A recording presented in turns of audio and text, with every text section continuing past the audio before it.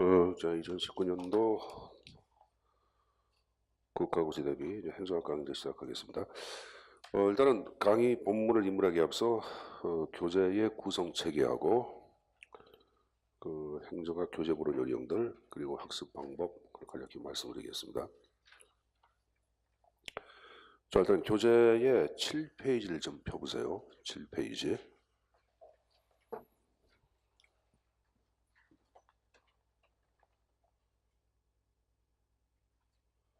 자, 7페이지를 펴보시면은 현대 행정의 과정에서 하나의 7단계 형태가 쭉 나오고 있을 거예요.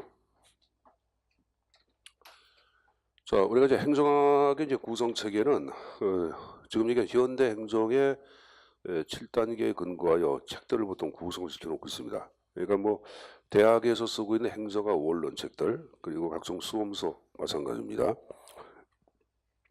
이 책도 마찬가지예요. 그 형태에 따라서 전반적인 목차를 구성을 시켜놨습니다. 자, 그럼 거기 나온 거 잠깐 보겠습니다. 자, 맨 앞에 목표 설정이 나왔죠. 두 번째 정책 결정 나왔고 기획이 나오고 있을 거예요. 그리고 조직화, 그 실행하는 동작화가 나왔고 그리고 평가, 마지막으로 여러분들 시정조치. 이 시정조치를 보통 이제 환류라고도 얘기하죠. 자, 그럼 이제 행정학에서는 이 목표 설정부터 기획까지. 자, 그 목표 설정이 무엇인가 가르쳐 말씀드리겠는데, 위정자가 저렇게 국정을 장악했다. 그럼 국정 지표를 설정을 합니다. 깨끗한 정부의 구현이다. 국가 경쟁력 강화다. 뭐 이러한 여러분들 목표를 설정하는데, 이걸 이제 우리가 얘기하는 이제 목표를 설정한다, 이정표를 설정한다 이렇게 얘기해요.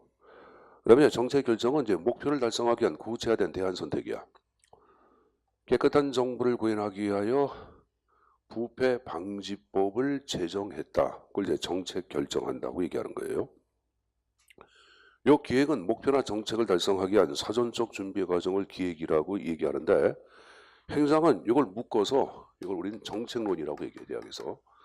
그래서 뭐 정책 형성론이다. 아니면 여러분들 정책 분석론, 평가론 해가지고 교과목들이 있습니다. 그래서 한 학기에 보통 한 과목 그리고 1년에 걸쳐서 한 뭐 전반적으로 각각 학기에 한 학기씩 해서 두 학기에 걸쳐서 보통 정책론 강의가 이루어지고 있죠. 자, 그다음에 조직화는 이제 기획에 근거하여 조직을 만들고 조직 현상을 연구하는 파트가 있어요. 그래서 이것을 말 그대로 행정조직론이라고 얘기합니다. 자, 그리고 여기에 필요한 인적 자원을 배치하고 그들의 능력을 개발하고 관리하는 분야, 그걸 사람을 다룬다 하여 이름을 인사행정론이라고 언급을 합니다. 자, 마찬가지야. 대학의 행정조직론이다, 인사행정론, 인적자원 관리론이라고 하는 교과 과목들이 있습니다. 그래서 한 학기 정도에 걸쳐서 수업이 진행이 되고 있습니다. 자, 동작화는 현실로 실행하는 것을 동작화 그러는데 현실로 실행되기 위해서는 에너지가 있어야 되겠고 그 행정의 에너지를 대표하는 것을 우리는 예산이라고 얘기해요. 그리고 이러한 예산 자체를 중심으로 다루고 있는 분야, 이걸 보통 우리는 재무행정론이라고 얘기합니다. 재무행정론이라고 언급을 하죠. 이것도 한 학기에 걸쳐서 보통 수업이 진행이 되고 있죠.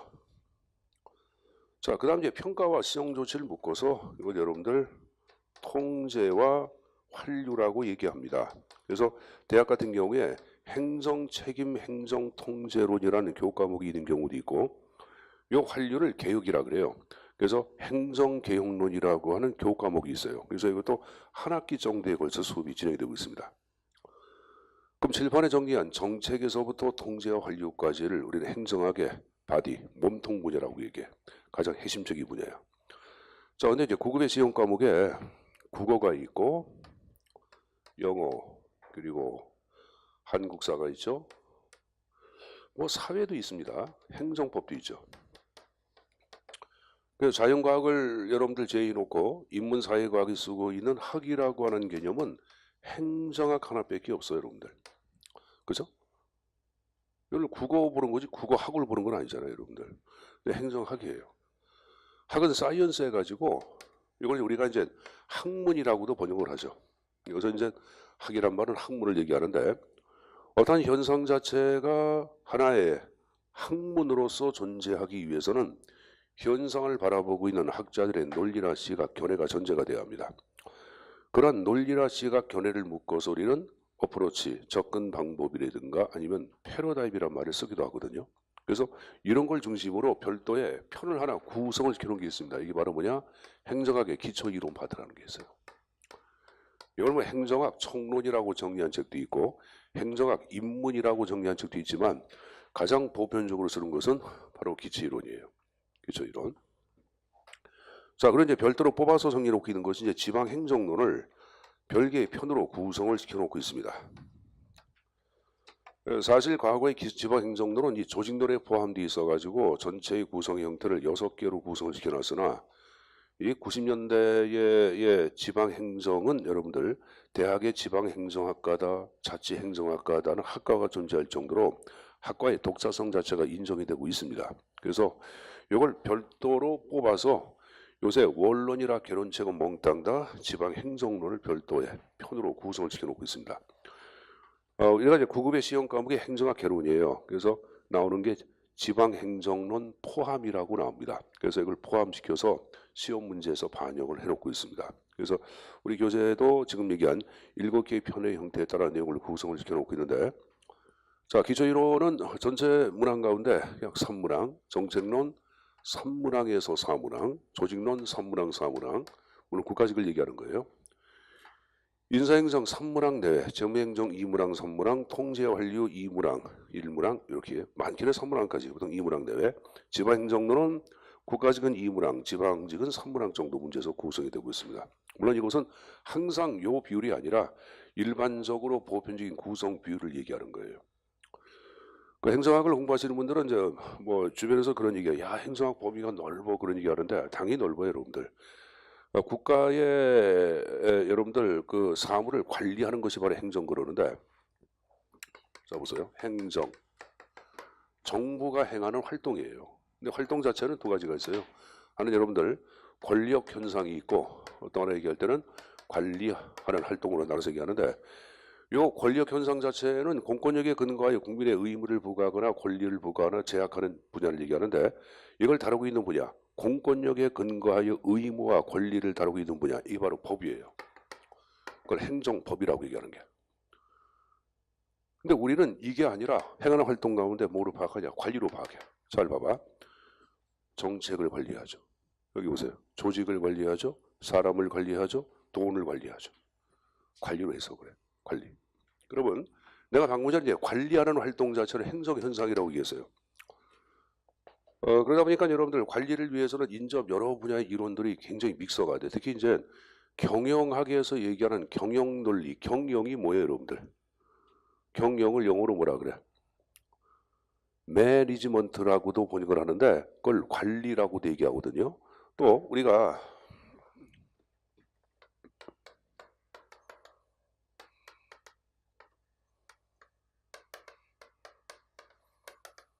요걸 이제 우리가 공공관리해가지고 행정이라고 번역을 해. 요 단어도 관리야. administration 이걸 관리라고 얘기해. 근데 이제 퍼블릭이 붙으면 이제 공공관리해가지고 국가를 관리하는 게 국가 사무를 관리하고 국가의 정책을 관리하고 이게 이제 우리가 이걸 행정이란 말을 쓰고 있는 거고 앞에 그게 아니라 요거 비즈니스 그럼 여기에 붙으면 뭐야? 이걸 사업이라고 그러죠. 여러분들 기업의 사업을 관리하는 걸 뭐라 그래? 이걸 아래를 경영이라고 얘기하는 거야. 이거는 이제 공공을 관리하고 이건 어떤 사업을 관리하는 거예요. 기업의 사업을. 그러니까 둘 다 관리에 들어가. 그럼 이 말은 뭘까? 기업의 관리인 경영 현상 자체를 최근 들어서는 굉장히 정부에서 이렇게 벤치마킹 모방해서 많이 도입을 해야 해.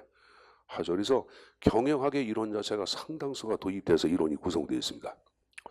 근데 여러분들 우리가 행정과 뗄래야 뗄 수 없는 여러분들 형제가 있어요. 이게 바로 뭐야?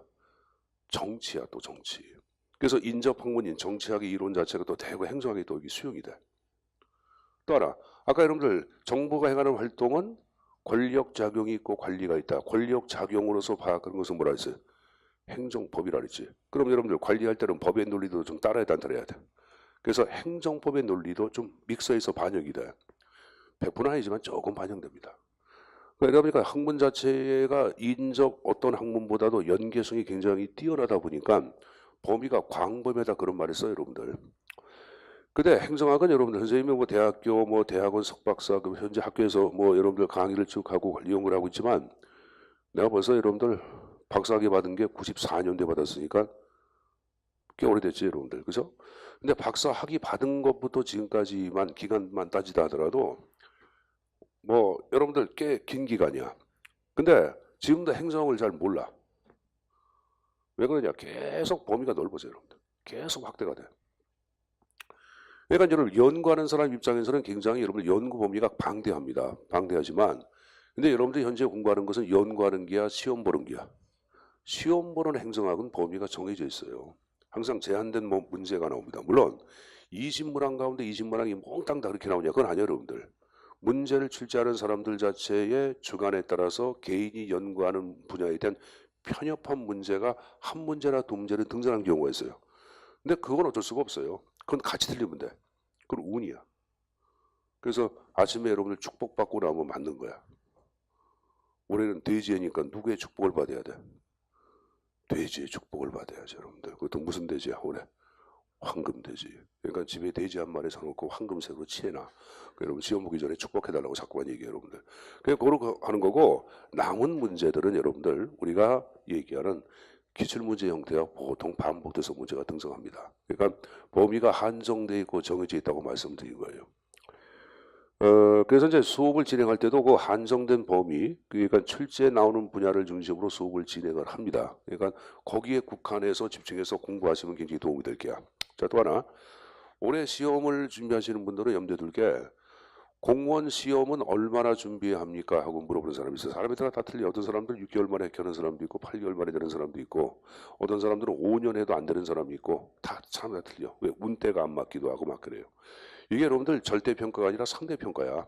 그러니까 뭐 평균 80 이상 몽땅 다 합격 그게 아니라 여러분들. 그러니까 이게 이제 상대평가다 보니까 어쩔 수 없이 여러분들 그날 보는 운에 따라서 좀 약간 좀 좌우가 되기도 합니다.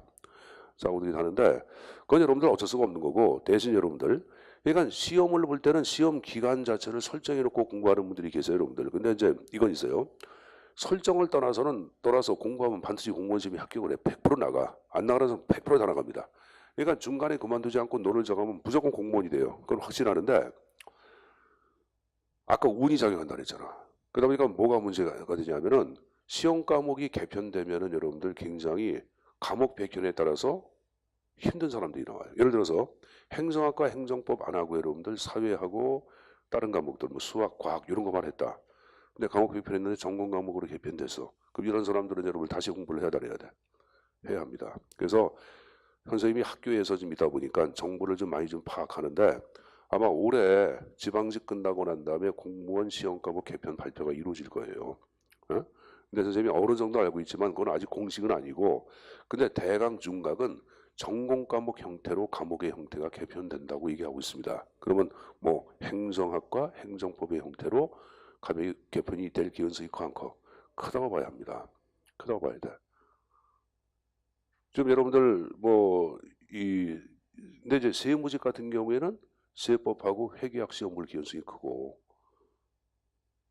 교정직 같은 경우는 교정학하고 형법인가 형사법 볼 기원성이 큰 거고 그러니까 과목이 개편이 이루어져. 그럼 여러분들이 가장 공부하기 쉬운 건 바로 뭐냐면은 행정학과 행정법을 선택하면은 물론 여러분들 올해 발표한다 그러면 내년부터 되는 게 아니야. 그 다음 연도부터. 그러니까 2년 뒤부터. 2021년부터. 근데 어떻게 보면은 2021년이 금방이야. 금방이라고. 그러니까 이왕 공부할 때는 선생님 생각할 때는 좀 그런 걸 좀 염두에 두고 공부하는 게 좀 낫지 않을까라는 생각을 하고 있습니다. 처음 하시는 분들한테 얘기하는 게야.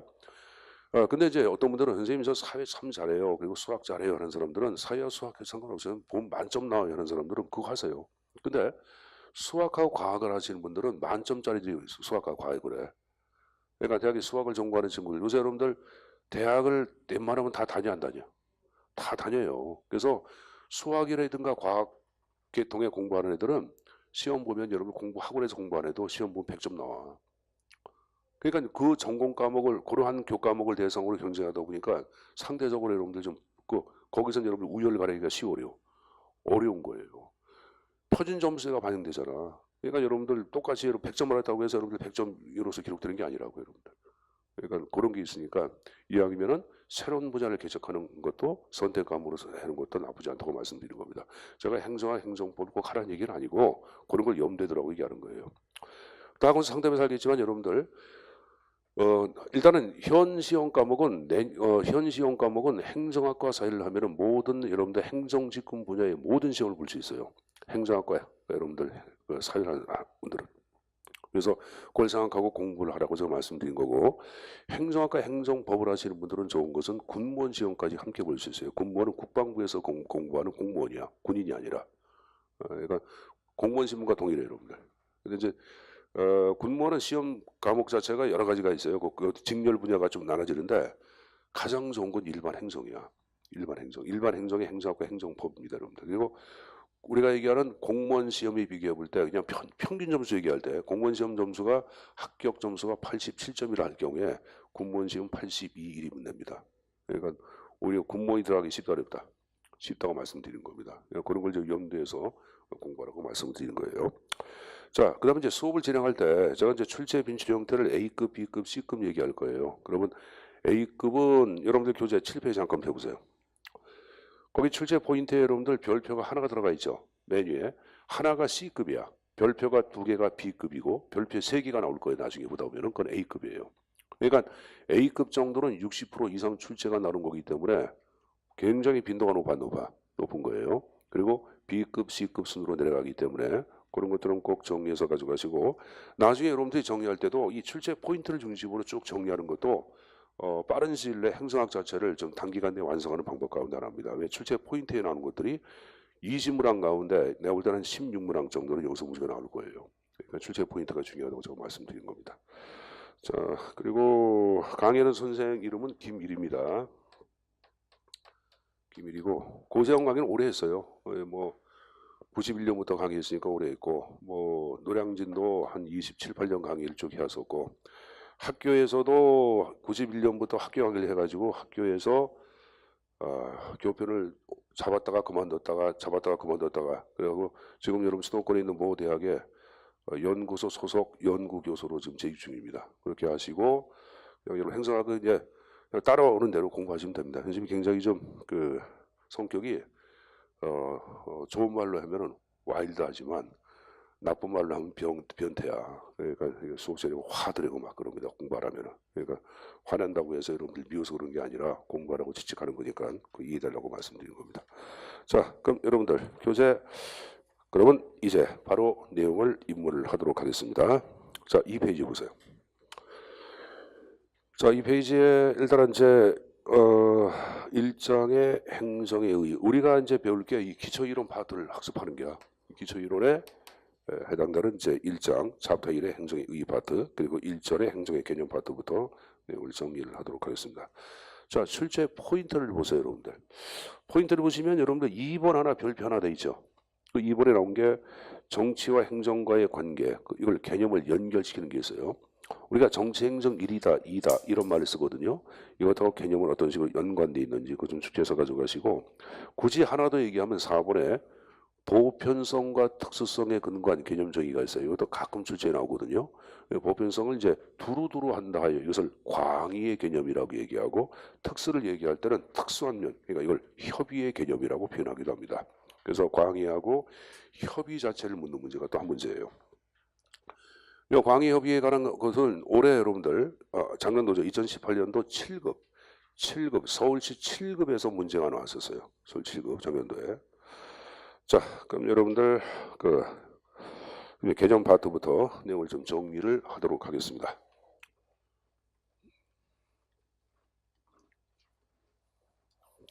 자, 우리 행정학은 역사가 굉장히 짧아요. 그러니까 1880년대에 행정학이 등장합니다. 그러니까 뭐 기껏 뭐 학문의 뭐 흐름 자체는 한 120년 정도 흘러왔나? 이러다 보니까 맨 처음에 행정의 개념 정의는 인접 사회과학에서부터 먼저 개념과 본질을 제시합니다. 그래서 크게 두 가지의 물질기로 나눠서 얘기하는데, 하나는 법학의 관점에 따라서 행정을 개념 정의한 경우가 있고, 또 하나 정치나 경영의 논리에 따라 행정의 개념을 정의하는 경우로 양분이 돼요. 그럼 상단이 법학에 근거한 개념 정의한 것을 우리는 소위 행정, 법학적, 행정 개념 이렇게 얘기하고, 이런 정치나 경영 논리에 따라서 개념 정의하고 있는 것을 우리는 행정학적 행정 개념이다라고 언급을 합니다. 그 현재 우리가 배우는 것은 행정법을 배워요, 행정학을 배워요. 이걸 배우고 있지. 그러니까 이건 출제에서 안 나와. 자, 굳이 유정 나올 수 있겠지. 남정 행정학적 행정 개념이 아닌 것에서 거기 여러분들 교재 2페이지 하단에 1번 상권분리 공제설, 이건 여러분들 행정학이야 행정법이야? 행정법이지. 굳이 얘기하면은 이렇게 고르는 문제 형태는 나올 수가 있어요. 근데 직접 문제가 나온 적은 한 번도 없고, 행정법을 공부하시는 분들은 그 행정법 시간에 선생님한테 학습을 하시면 됩니다. 알았습니까? 자, 그럼 우리가 배울 것은 바로 뭐다? 이거야. 행정학. 행정학. 그럼 이 행정학적 행정 개념 정의도 다시 두 가지의 물질기로 나눠서 얘기하죠. 하나를 얘기할 때는 정치의 색깔로서 행정을 보는 입장이고, 또 하나 경영의 색깔로서 보는 입장으로 다시 나눠서 얘기할 수 있겠죠. 자, 그럼 이제 어떨 경우에 정치의 개념에 따라서 개념 정의하고 있고, 어떨 경우에 경영 논리에 따라서 개념 정의하고 있는지 이걸 정확하게 숙지를 해두셔야 합니다. 이게 좀 어려워요. 행정학은 이 앞부분이 굉장히 어려워. 요게 지금 특히 지금 얘기할 부분이 좀 행정 그러면 성격이 좀 구체성을 띄어 좀 추상성을 띄어. 그렇죠? 특히 요 개념 정의가 특히 그래요, 여러분들. 그래서 요건 여러분들 짧은 시일 내에 빨리 해야 되기 때문에 자, 간략하게 다음과 같이 얘기할 때는 정치로, 다음과 같이 얘기할 때는 경영으로 이렇게 인식해서 가져갑시다. 우리가 이제 정치를 한자로 적기 적어. 그렇죠? 요건 의미가 두 가지가 있어요. 둥글둥글 어울린다 하는 의미도 있고, 채찍으로 서로 때리다 하는 의미도 내포돼 있어. 그러니까 이 말은 뭐냐? 서로 채찍으로 때리기도 하고 멱살 잡고 싸움질하기도 하고 그런 말이에요. 경우에 따라 둥글둥글 어울리면서 앞에 발을 정자 궁극적으로 바람직한 상태를 구현하기 위한 통치 형태를 우리는 정치라고 얘기합니다.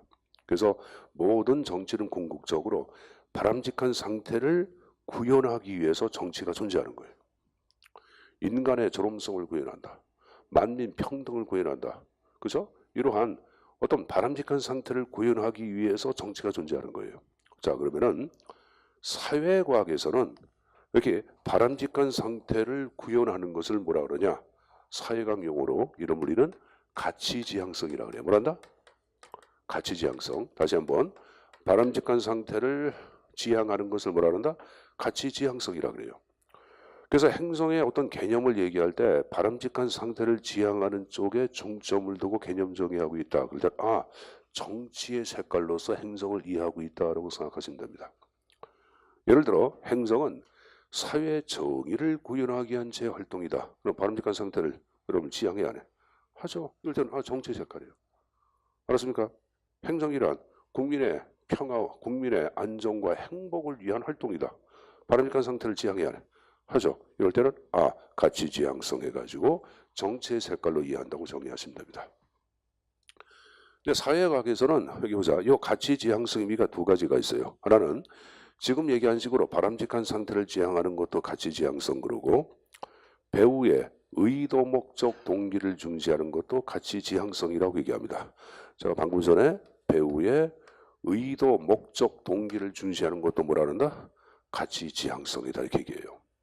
별거 아니에요, 여러분들. 자, 이런 점이 있다고 지금 보자. 영희를 만나기 위해 달려가는 영수. 그럼 영희를 만나기 위해 1번 달려가는 영수를 2번이라고 하자. 그럼 지금 얘기한 여러분 가치지향성은 영수의 행동을 얘기할 때 영수가 달려가든 날아가든 바뀌든 그게 중요한 게 아니야. 누굴 만나기 위해? 영희를 만나기 위해. 이걸 강조하는 것도 바로 가치지향성이야. 사회과학의 가치지향성은 의미가 두 가지가 있구나. 하나는 바람직한 상태를 지향한다. 가치지향성. 배우 이동 목적 동기를 중시하는 것도 가치지향성. 됐습니까? 요 가치지향성은 어떤 분들은 너무 길어.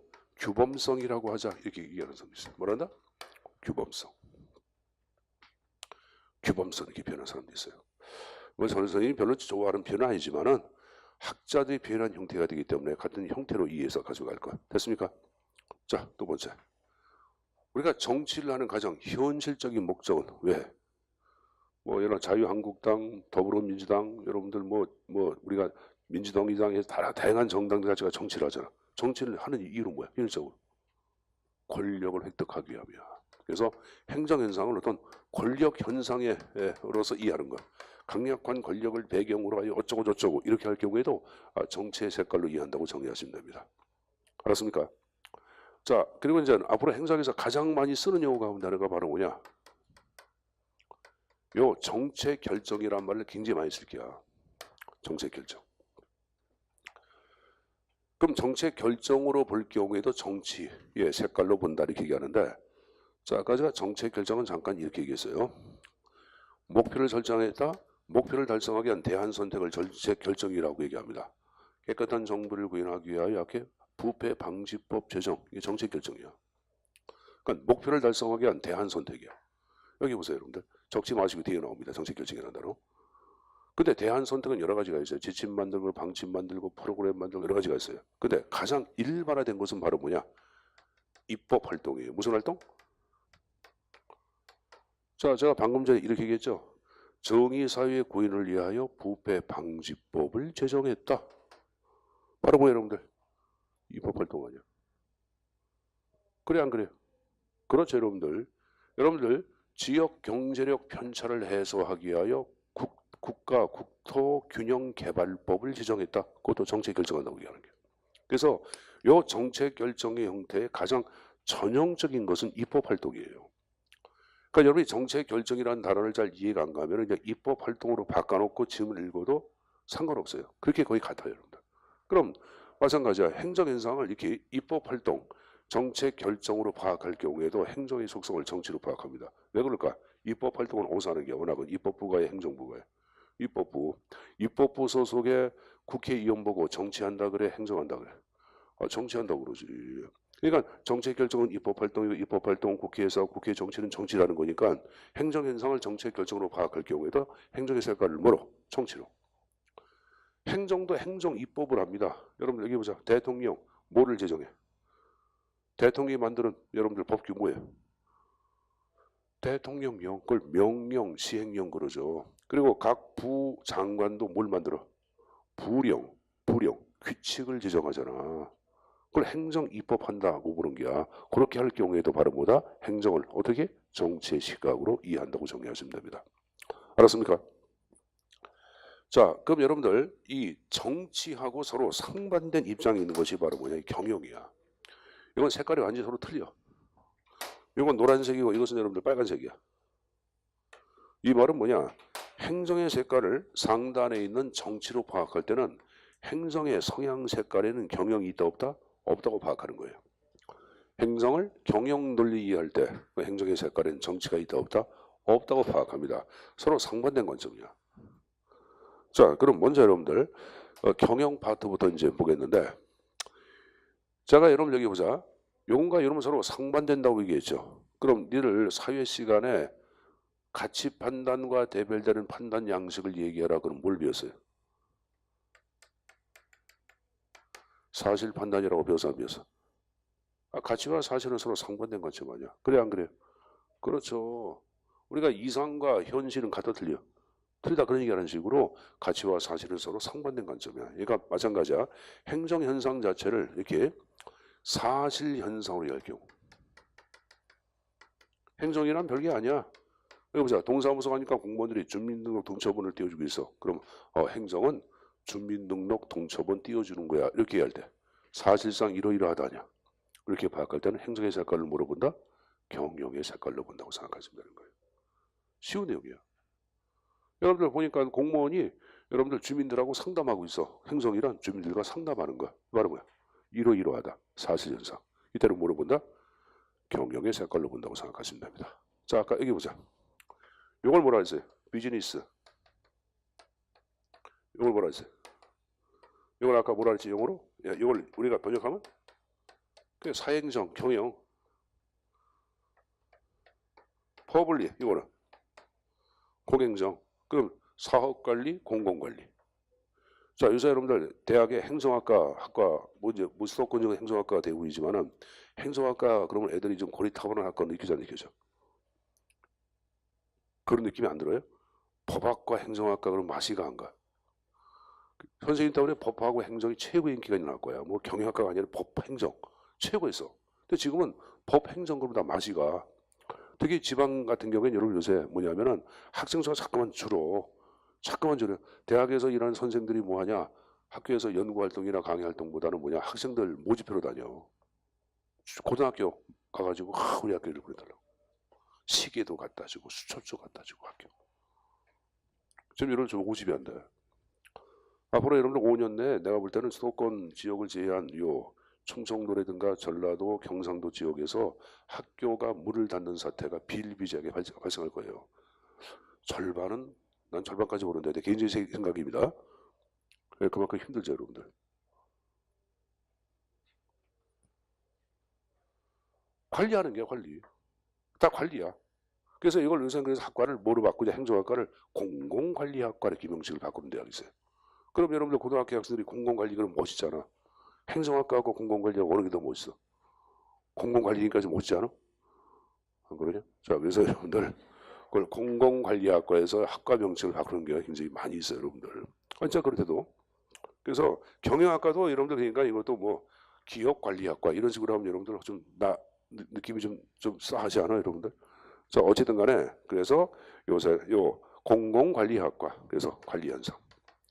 그러니까 행정을 사람을 관리하고 돈을 관리하고 조직을 관리한다 할 때는 행정의 색깔을 물어본다, 경영의 색깔로 본다고 정리하시면 됩니다. 알았습니까? 자, 그럼 이제 결론적으로 상단처럼 행정을 정치의 색깔로 이해할 때는 본질적으로 정치와 행정은 하나의 몸뚱아리 해가지고 정치행정 유니터리 일원론이라고 언급을 합니다. 내가 이걸 줄여서 정행이란 말을 쓴 게야. 정치행정 줄여서 길게 시험지에 나올 게야. 근데 이거 너무 길어지니까 줄여서 얘기하는 게야. 그럼 하단에 여러분들 경영으로 파악할 때는 이거는 정치와 행정을 분리해서 본다. 행정은 정치가 아니다 그런 말이 경영이다. 이걸 이원론이라고 언급을 합니다. 알았습니까? 자, 또 하나. 아까 정부의 활동을 공행정이라고도 얘기하고 기업의 활동을 사행정이라고도 표현을 해. 그럼 하단처럼 경영의 색깔로 파악할 때는 공행정과 사행정은 본질이 같다 틀리다. 같다요. 공사행정 일원론이란 말을 쓰고 상다른 걸 뭐가 돼? 정치로 파악할 때는 공행정 사행정은 서로 전혀 다른 게 아니서 공사행정 이원론이란 말을 씁니다. 이원론, 이질론 같은 말이에요. 정치행정 일원론, 동질론 같은 말이고 그래서 가끔 학자들이 정치행정 일로 표현 안 하고 정치행정 동질론 이렇게 표현하는 사람이 있어요. 가끔 이렇게 이상한 거 쓰는 사람 뭘 쓰는 걸 좋아하는 사람들이 가끔 있거든. 근데 그분들이 출제위원회 되면 이상하게 문제를 내야 돼. 그러니까 같은 말이야. 정치행정 일이나 정치행정 동질론 같은 말입니다. 자, 그럼 하여간에 정치행정 1이면 공사행정 뭐가 돼? 2가 되고 정치행정 2가 되면 공사행정 1이 돼야 되겠죠. 그럼 이것이 바로 뭐냐? 이제 개념을 분석하기 위한 여러분들 하나의 분석의 틀이에요. 여러분들. 수학의 공식과 똑같아. 이거 굉장히 중요합니다. 간략해 보이지만은 다음 점 정치행정 1원론과 거리가 먼 거야. 행정을 관리현상으로 파악한다. 몇 번? 1번. 이건 정치행정 2원론이지. 그러니까 이걸 좀 풀어서도 문제가 나올 수가 있는 거예요. 자, 그거 봤으면 이제 개념을 본격적으로 학습할 텐데 우리가 배우는 행정학은 미국에서부터 이론의 형태가 등장해. 따라서 미국의 행정학의 발달사나 흐름을 우리가 여러분들 먼저 보면서 개념을 정의할 수밖에 없어요. 그래서 간략하게 미국 행정학의 발달사 흐름을 갖고 말씀을 드리도록 하겠습니다. 자, 교재는 6페이지 잠깐 펴보세요. 6페이지 하단에 박스가 나오고 개념의 발달서가 나오는데 이거보다 약간 좀 자세하게 말씀을 드릴 테니까 노트가 있는 사람 노트에다가 잠깐 좀 정리 몇 가지만 해놓은 것도 나쁘진 않아요, 여러분들. 자, 제가 미국 역사 발전 단계를 간략히 말씀드리도록 하겠습니다. 자, 맨 앞에 1776년, 1801년, 1829년, 그리고 1887년을 먼저 끌어보고 얘기하겠습니다. 자, 그리고 이쪽에는 이렇게 다시 1887년. 그리고 이쪽에 1930년 끌어보고 이쪽에 1945년 끌어보고 계속 얘기할게요.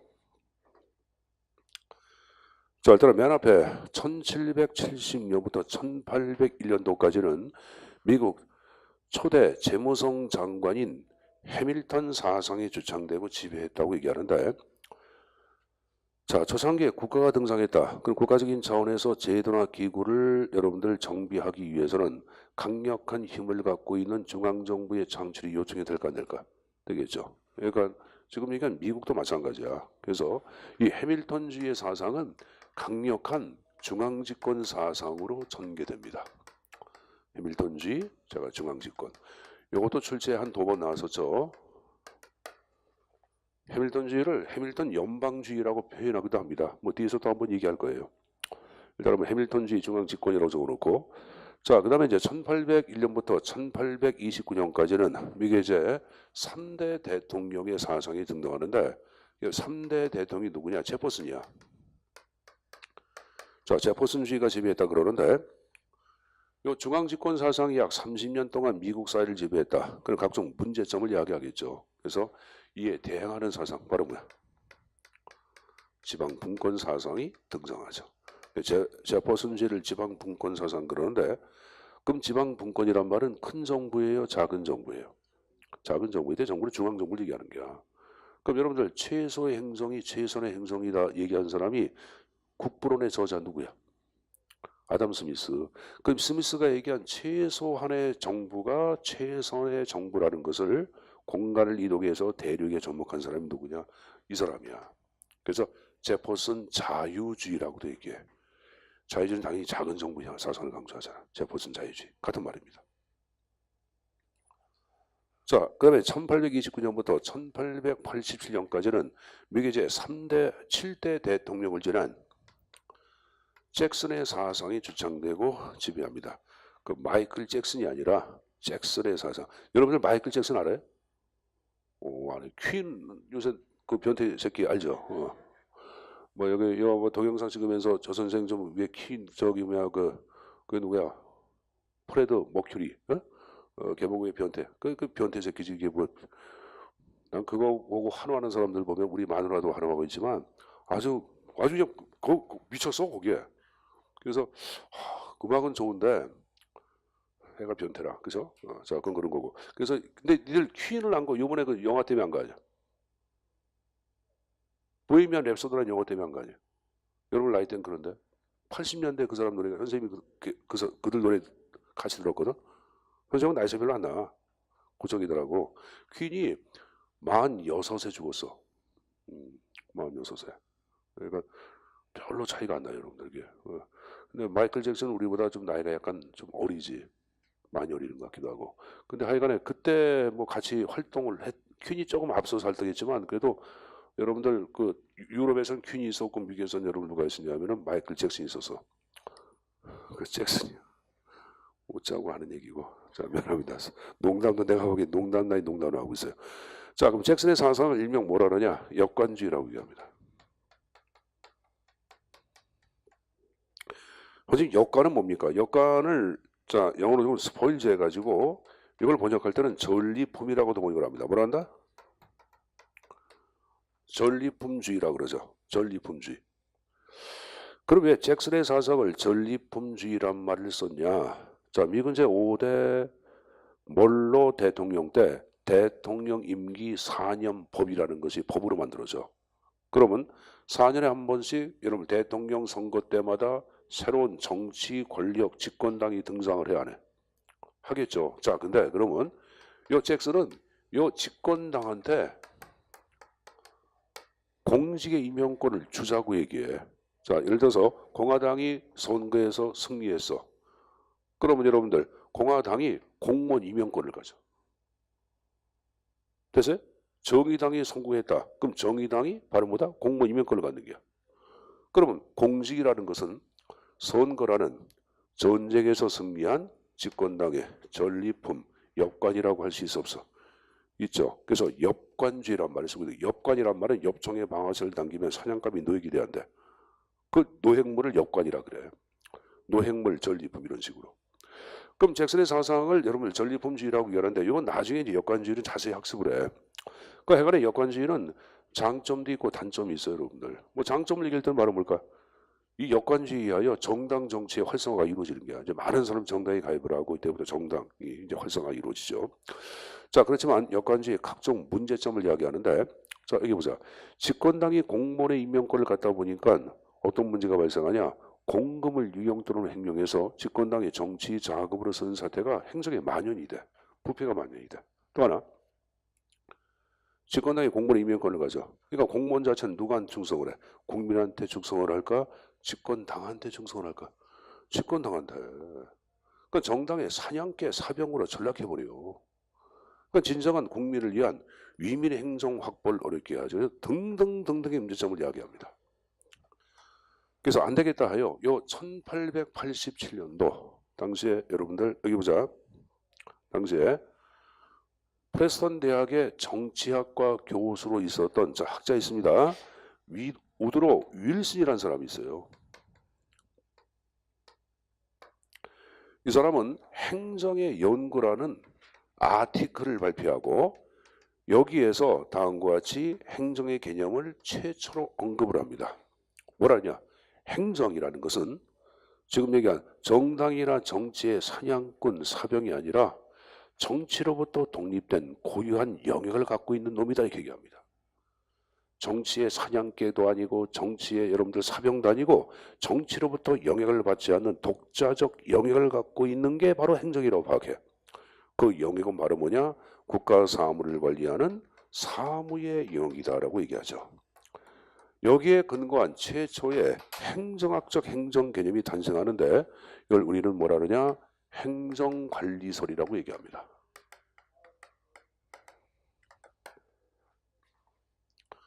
자, 그럼 말을 좀 다듬어서 표현해 보자. 행정은 관리한다. 뭘 관리해? 여기 사무. 이 사무는 뭐야? 국가사무. 국가사무를 관리하는 거. 그게 행정관리설이야. 별거아니에요, 여러분들. 국가사무를 그냥 공공사무라고도 표현을 해. 행정이란 바로 뭐다? 공공사무를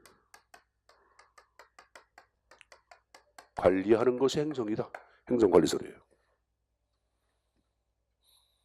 그럼 여러분들 정치로부터 행정을 분리한 거야? 행정을 정치에 예속을 시킨 거야? 분리한 거죠. 그럼 정치행정 1이냐 2냐 분리한다 하여 이름을 정치행정 2원론이라고 언급을 합니다. 아까 제가 정치행정 2면 공사행정 뭐라 했어요? 1원론. 자, 여기 보자. 아까 공공사무의 관리라고 얘기해서 했어요. 그렇죠? 그럼 이쪽에 아까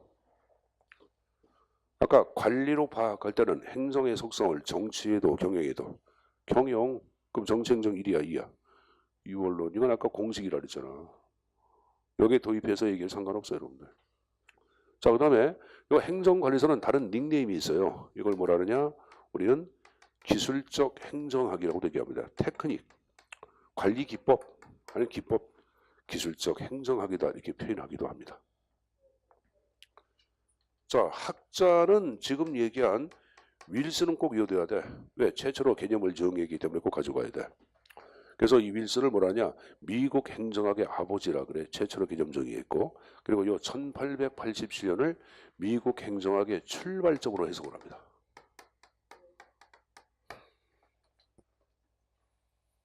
근데 윌슨만 외우면 안 돼. 우리가 한 사람 더 외울 사람이 있어요. 누구냐? 최초의 행정학 교과서를 쓴 사람이 있어요. L.D. 화이트라는 사람이 있어요. 누가 있다? 자, 저 L.D. 화이트는 뭐라 했어요? 최초의 행정학 교과서를 쓴 사람이야. 1926년도 행정학 입문이라고 하는 최초 행정학 교과서를 써. 이게 시험자 못 나왔었지. 그래서 학자를 외워야 합니까? 외울 사람 많지 않아. 시험 문제는 한 10명밖에 안 나와. 그러니까 그걸 좀 몇 사람만 외우면 돼. 그러니까 양념들 이름도 쉽잖아. 윌슨 여러분들 뭐 화이트 시오리오 블랙이야 화이트야. 옐로우도 아니야 여러분들. 레드도 아니고 그냥 화이트 아니야 여러분들. 그러니까 이름 여기 쉬워. 뭐 몇 사람 정도는 외워둬야 합니다. 2사람. 알았습니까? 근데 한 사람 더 외우자. 자, 교재 앞쪽으로 넘겨서 어디를 보냐. 4페이지. 자, 4페이지에 맨 위에 보시면 군 나우라는 사람이 나왔나. 나오죠. 이 사람이 또 출제해 놓았죠, 여러분들. 이 사람이 또 2018년도에 또 출제해 놓았어. 2번 나왔어, 이 사람 출제. 굿나우, 나 지금 행복해. 굿나우예요. 이 굿나우는 정치와 행정이란 저서를 토대로 정치는 뭐라느냐? 국가의사의 표현이고 행정은 표현이 아니라 뭐다? 실천이라고 했다 이렇게 나오죠. 그래서 이 사람까지는 외워둬야 합니다. 자, 제가 지금 이간에 행정관리설의 학자 3명은 좀 외워두다고 얘기했습니다. 힘들어도 굿나우, 화이트, 윌슨 세 사람 정도는 머릿속에 암기해서 가져갈 것. 됐습니까? 자, 암기한 거로 간주하겠습니다. 계속 칠판을 보겠습니다. 자, 이번에 이제 1930년대 이후에 등장한 또 하나의 개념 정의가 있습니다. 자, 이후에 등장한 것이 바로 뭐냐? 이제 통치 기능설이다 하는 또 하나의 개념이 탄생해.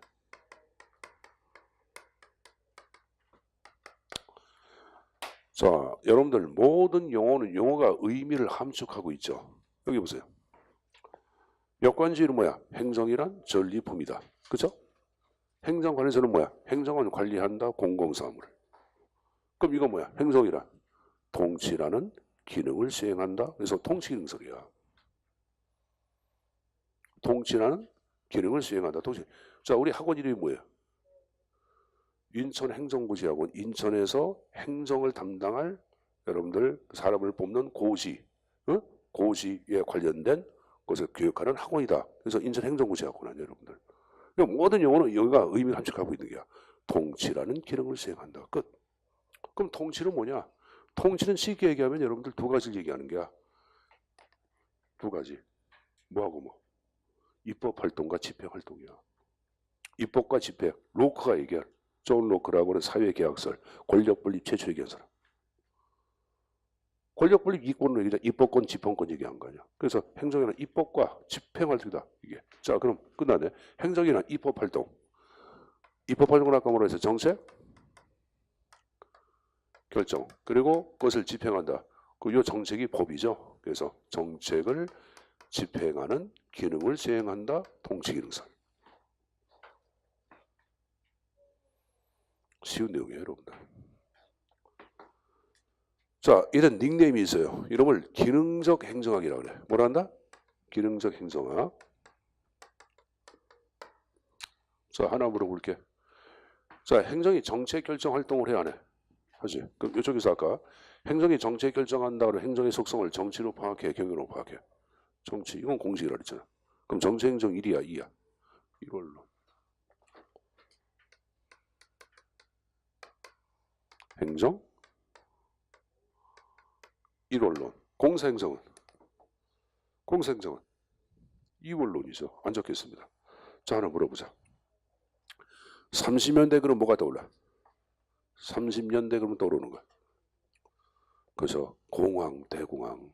자, 공항 위에 여러분들 모든 사회 기능이 망가지죠. 그럼 행정에 대한 국민의 수요가 폭발적으로 증가해야 하네. 하죠. 행정 수요라는 게 있어요.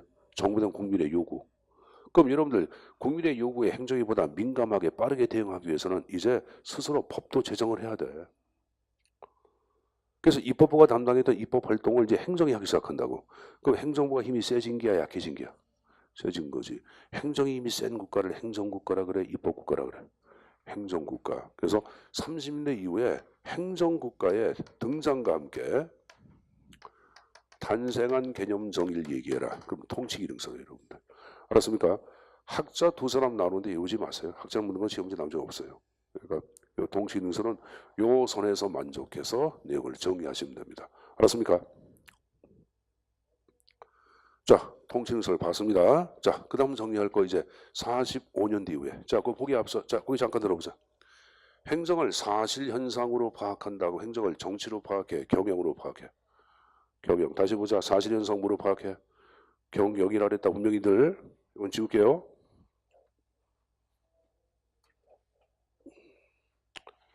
자, 45년 뒤에 등장한 또 하나의 개념 정의가 있는데 이 등장한 것이 소위 행정행태설이라고 하는 개념이 또 탄생합니다.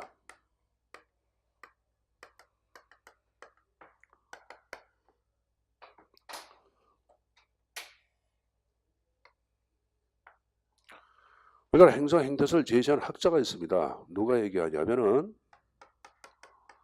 하버트 사이먼이라는 사람이 얘기해. 행정에서 가장 말 많은 자 그러면 사이먼이야. 그러니까 잘 모르면 사이먼을 체킹해. 그럼 답이 50%야. 그만큼 말이 많아. 사이먼은. 근데 사이먼은 이런 얘기예요. 자, 아까 미국 행정의 탄생 언제? 요거. 1887년을 미국 행정학의 출발점, 탄생 기점으로 파악을 했어요. 자, 그럼 여기까지 몇 년? 60년이라는 세월이 흘러왔잖아.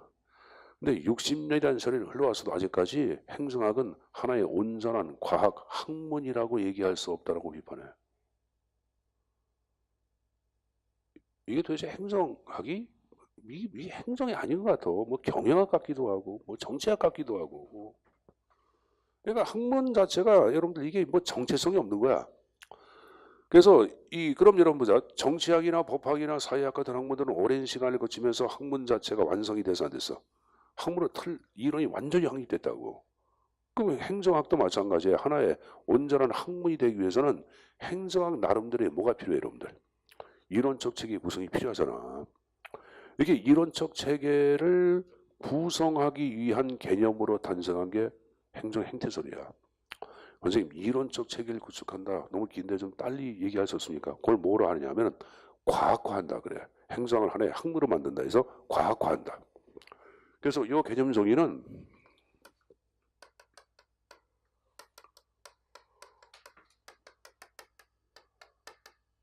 과학화를 추구하게. 특히 사이버는 이런 얘기합니다. 여기 보자. 통치기능설 같은 행정은 입법활동해야 하네. 여기 보자. 통치기능설은 행정 입법활동한다 안 한다? 정책 결정을 아까 입법활동이라 그랬잖아. 자, 외우지 말고 잘 들어봐. 그럼 이게 입법활동은 어디서 하는 게야? 정치가 하는 게 행정이 하는 게야? 정치가 하는 게야. 그럼 이건 뭐 정치학이지 이게 무슨 행정이냐. 그러니까 그럼 행정은 학문이 되기 위해서는 정치와는 다른 뭐가 있어야 돼 없어야 돼? 있어야 돼. 그래서 이 행정의 과학화를 추구하기 위해서 먼저 한 것은 바로 뭐냐? 행정을 정치로부터 분리해. 사이먼은. 그럼 행정을 정치로부터 분리했으니까 정치행정 1이야 2야. 행정을 정치로부터 분리했으니까 정치행정 1, 2. 이원론.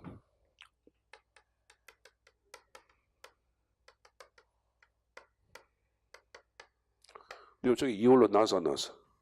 나왔죠. 그래서 구분하기 위해 신자를 붙이기 위해 신이원론 이렇게 얘기합니다. 근데 중요한 게 있어요. 선생님 보세요. 물론 공사행정은 1이 됩니다. 여기 보세요. 그럼 자 행정을 정치로부터 좀 분리하고 행정학의 독자적인 이론적 체계를 구축하기 위해서 만든 게 행정 행태설이야. 근데 사이먼은 이런 얘기합니다. 그 행정은 그럼 정책 결정을 그걸 하는 것을 어떻게 생각합니까? 그건 할 수밖에 없다고 얘기합니다. 왜? 30년대 공황, 40년대 대전 이후에 모든 국가가 다 망가져. 그래 안 그래요? 그럼 국가 자체를 재건하기 위해서는 강력한 힘을 갖고 있는 정부가 탄생을 해야 되냐 돼. 해야 합니다. 그래서 당시의 상황에서 행정은 정책 결정을 할 수밖에 없다고 파악해. 근데 정책 결정은 행정의 본연적인 여러분들 범위에 들어간다 안 들어간다? 그건 아니라고 파악하는 거야. 왜? 정책 결정은 어디서 하는 거야? 정치학. 정치에서 하는 게야 정치학에서 다룰 분야지 행정학의 분야는 아니라고 파악해. 자, 이 말을 잘 들어보세요. 그러면 일단은 행정이 정책 결정하는 것을 부정을 한 게 안 한 게야? 부정한 것은 아닙니다. 당시의 상황을 할 수밖에 없다고 얘기해. 그럼 여기 보자. 이것을 행정의 정치적 성격을 부정한 것은 아니라고 파악해. 이 표현을 잘 가져가야 돼.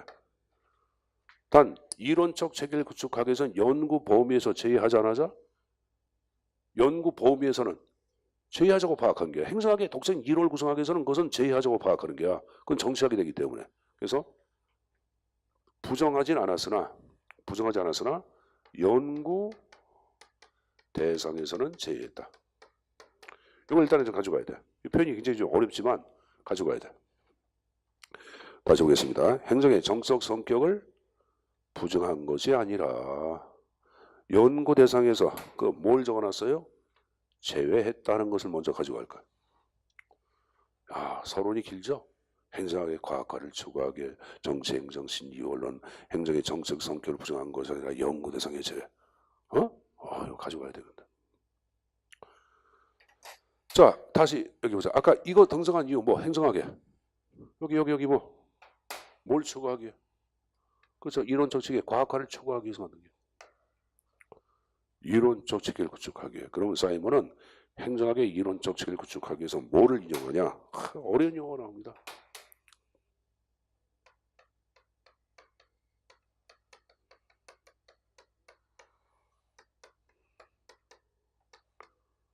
자연과학적 방법론을 인용합니다. 자, 실판에 뭐를 인용한다고 적어놨어요? 자연과학적 방법론. 여러분들 자연과학에서 파악하는 연구의 대상은 뭐야? 1번 자연현상. 몇 번? 자연현상이지 뭐야. 그럼 자연현상을 지배하는 법칙은 여기 보자. 사실의 법칙이야, 가치의 법칙이야. 봄이 가면 여름이 오잖아. 물은 위에서 아래 낙하잖아. 사실현상이야. 그래서 마찬가지야. 자연과학에서 얘기하는 연구 방법 인용하기 위해서는 가장 중요한 게 연구 대상을 뭘 설정하냐? 가치가 아닌 객관적인 사실의 법칙에 지배를 받는 거야. 그 사실을 뭐라 그랬냐 하면은, 자, 여기 보세요. 요거야. 현재 공무원들이 공유하고 있는 사실적 행태라고 봐요. 여기 보세요. 동사무소 가니까 동사무소들이 공무원들이 대부분 공유하고 있는 것이 주민의 등초본을 띄워줘. 행정이란 사실상 주민등록 등초본을 띄워주는 거야. 이게 행정행태설이야. 행정이란 뭐냐? 주민과 어떻게 상담하는 거야. 행정행태설이야. 행정이란 법에 근거하여 업무를 집행하는 게 사실상 이러이러하다고 파악하는 거야. 그래서 연구 대상도 지금 얘기한 식으로 자연과학처럼 사실의 법칙에 지배를 받는 거야. 그걸 뭐라 그러냐? 공무원이 공유하고 있는 사실적 행태. 공무원들이 공유하고 있는 사실적 행태를 연구의 대상으로 삼음으로써 이론적 체계를 구축할 수 있다고 파악한 게 사이먼입니다. 알았습니까? 됐습니까? 그럼 행정은 뭐냐? 말 그대로 공무원이 공유하는 사실적 행태가 행정이라고 파악하는 거야. 별거 아니에요, 여러분들. 선생님, 사실적 행태를 어떻게 여러분들 이 연구에서 어떻게 이론적 체계를 구축합니까? 에이, 여기 보자. 공무원들 보니까 선생님 보세요. 여기 보세요, 여러분들. 자, 여러분들 민원 일반 여러분들 시민들과 상담할 때 상담하게 상담을 해. 상담하게 상담을 하고 있네. 두 번째, 친절하게 노인분들한테 길 안내를 해줘. 친절하게 길 안내를 하고 있네. 그럼 이 모습은 좋은 점이야, 나쁜 점이야? 그 묶어서 체계화시키는 게 행정의 장점, 이런 식으로. 그러니까 여러분들 또 보니까 공무원들이 고압적인 자세로서 국민들한테 여러분들 막 지시를 내려. 거꾸로. 그리고 시간 때우기 식 근무 태도를 공유하고 있어. 그럼 이걸 묶어서 행정의 단점. 이게 그러면 묶어서 행정의 장단점. 이론적 체계를 구축할 수 있어 없어? 있죠. 나중에 배워. 그렇게 이론적 체계를 구축하자고 파악한 거야. 그 아까 제가 사실 현상으로 파악하던 행정을 경영이야, 정치야? 경영. 아까 얘기했잖아. 그럼 정치 행정 2야, 1이야? 이걸로. 이거 뭐 똑같은 얘기 아니에요, 여러분들. 한 번 더 얘기한 거예요. 자, 이건 나중에 행태론적 접근이라는 게 있습니다. 그때 자세히 학습을 합니다. 자, 넘겨서 60년대 이후에 등장한 또 하나의 개념 정의. 이때 등장한 것이 발전 기능설이 탄생합니다. 자, 일단은 발전 기능설 자체를 제시한 학자를 대표하는 사람은 누구냐면은 에스만이라는 사람이 있어요. 엑스맨 동생, 에스맨.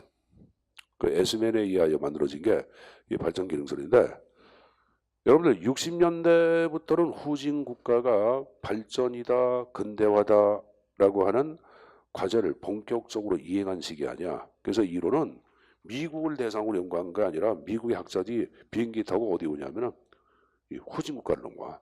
그래서 후진국에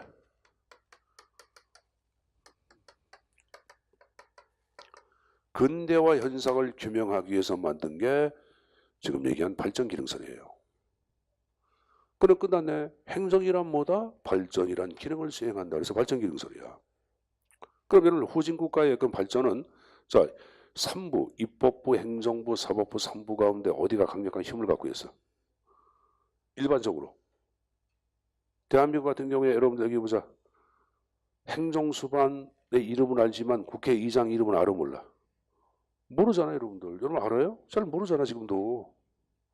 후진국가의 특징은 3부 가운데 행정부가 강력한 힘을 가져. 그래서 이 발전도 어떻게 하냐? 지금 얘기하는 식으로 행정부가 강력한 힘을 갖고. 그럼 생각해보자. 행정부가 강력한 힘을 가졌다는 말하는 것은 행정이 국회에서 하는 입법 활동도 한다 안 한다? 한다. 그럼 정책을 결정하고 그 다음에 결정된 정책을 집행도 하겠죠. 근데 만약에 이렇게만 적어놓으면은 통치 기능설과 거의 같잖아. 그래 안 그래요?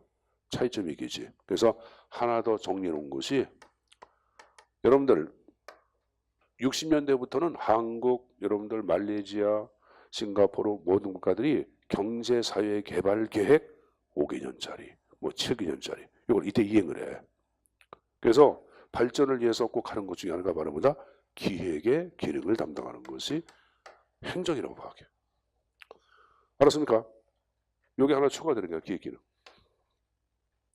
자, 여기 보자. 정책 결정은 아까 입법 활동. 그 행정이 입법 활동할 때는 정치행정 1이야, 2야? 정치행정? 1원론이죠. 근데 이쪽에 1과 구분하기 위하여 신자를 붙이기도 하고 신자를 빼기도 합니다. 상관없어요. 공사행정은 2원론 안 적겠습니다. 그래서 요거 바로 이제 개념의 흐름이나 발달사를 얘기하는 거예요. 자, 교재 여러분들 6페이지 하단 잠깐 나온 거 보자. 하단 박스 나온 거 봐. 6페이지. 자, 행정관리설, 행정의 본질, 공공사무의 관리 나왔죠? 그 밑에 기술적 행정 나왔고 그 밑에 정치행정 1이야 2야. 2원론 나왔죠? 거기에 나온 게 윌슨과 화이트, 역관지 폐해 극복을 위해 성장한 것. 됐습니까? 그다음에 통치기능설. 행정은 정책 결정하고 집행한다. 닉네임 기능적 행정학 얘기했죠? 그 밑에 정치행정 1 얘기했죠? 하단에 행정국가의 대두와 함께 탄생했다. 옆에 행정행태설. 행정이란 공무원이 공유하고 있는 사실적 행태 얘기했고 중간에 정치행정 2원론 얘기했죠? 그래서 아까 행정의 정치적 성격을 부정한 것은 아니라고 얘기했어요. 사이먼 얘기했고 맨 밑에 행정학의 뭐 과학화를 추구하기 위해. 옆에 발전기능설. 행정은 정책 결정과 집행 그리고 뭘 담당한다? 기획을 담당한다. 그 밑에 정치행정 1 나왔죠? 학자 엑스맨 동생 누구? 에스맨 나왔고 맨 밑에 개도국 후진국 다 같은 말입니다. 중심으로. 자, 끄에 들어보자. 여기 보세요. 자, 해밀턴주의 특징은 뭐야? 중앙집권, 제퍼슨주의, 지방분권, 잭슨주의, 역관주의. 다시 여기 보자. 해밀턴주의, 제퍼슨주의, 잭슨주의, 제퍼슨주의, 지방분권, 맨 위에 해밀턴주의, 중앙집권. 이거 여러분 시험에 많이 나와. 외워야 돼. 여러분들 여기 보세요. 요 네 가지의 개념 가운데 자 물어보자 여러분들. 정치행정 2원론 두 가지 얘기해봐. 정치행정 2원론. 아우 신경질나. 슬슬 성격이 변태로 바뀌는 것 같아. 정치행정 1이야 2야? 2원론. 여기 행정에서 2원론 얘기했잖아. 이게 연관시키는 문제, 짝짓기 문제가 나와. 알았어요? 자, 그럼 정치행정 1 두 가지 얘기해봐. 뭐하고 뭐? 통치기능설 또 하나. 발전기능설 정치행정 1. 자, 역관지 폐해 극복 뭐예요? 행정관리설 행정국가의 대두. 통치기능설 행정의 과학화. 행정행태설 개도국. 발전기능설. 자, 정치행정 1원론 두 가지 얘기해봐. 통치기능설 또 하나. 발전기능설. 행정에 기능자가 들어가잖아. 그럼 큰 정부를 얘기해. 그럼 큰 정부는 보통 정책 결정, 입법 활동도 행정이 한다 안 한다? 한다. 그럼 기능이 들어가면 대부분 정치행정 1이구나 생각하시면 돼요. 알았습니까? 자, 선생님 보세요. 해밀턴주의, 중앙집권, 제퍼슨주의, 지방분권, 잭슨주의, 역관주의. 이거 여러분들 첫 시간에 배우는 거는 무조건 머릿속에 집어넣어야지. 여러분 내일은 여러분들 굉장히 활성화되어 있잖아. 10개를 얘기하면 13개를 가져가야지. 홍길동은 아니더라도. 여기 보세요. 자, 해밀턴주의, 중앙집권, 제퍼슨주의, 잭슨주의, 역관주의. 자, 물어보자 여러분들. 역관주의 폐해 극복을 위해 등장했다. 행정관리설. 행정국가의 대도 함께 탄생. 통치인설. 행정학의 과학화. 행정행태설. 정치행정 이원론 두 가지 얘기해봐. 행정관리설. 행정행태설. 나머지 두 가지는 기능자가 들어갔으니까 정치행정 1이야 2야. 1원론. 됐어요? 행정행태설은 행정의 정적 성격을 부정한 것은 아니다. 그러나 연구 대상에선 제외했다. OX. 뭐죠? 아까 표현 중에다 그랬잖아. 현재 보자. 연구 대상에서 제외했다. 그래서 연구 대상에서 배제했다. OX. 늘 국어선생님 누구냐? 철민이가 국어선생 맞잖아. 김철민이가 그런 강의 못하는 게야. 현재 보자. 정치행정 2야 1이야. 뭐가 행정행태설? 행정행태설 정치행정 이원론. 자, 행정의 정적 성격을 부정했다. 배제했다. 배제하고 여러분들 제외는 같은 말 그랬잖아. 부정한 것이 아니라 제외했다 배제했다 같은 말이에요 여러분들. 같은 말이지. 배제 있고는 제외지 뭐. 부정은 아니지. 너는 배제하고 얘기하는 게야. 그러면 제외하고 얘기하는 거지 부정하는 건 아니잖아. 안 그래요? 그거 좀 구분해서 가지고 가세요. 자, 봤으면 하나만 더 보고 가겠습니다. 자, 바로 6페이지에 보시면 시마 노트에 자, 행정의 개념 자체는 아까 보편성과 특성에 따라서 개념 정의한다란다? 한다. 이 보편성을 광의의 개념이라고 얘기합니다. 주체를 불문한 개념이야. 여기 보자. 공동의 목표를 달성하기 위한 인간의 협동행위.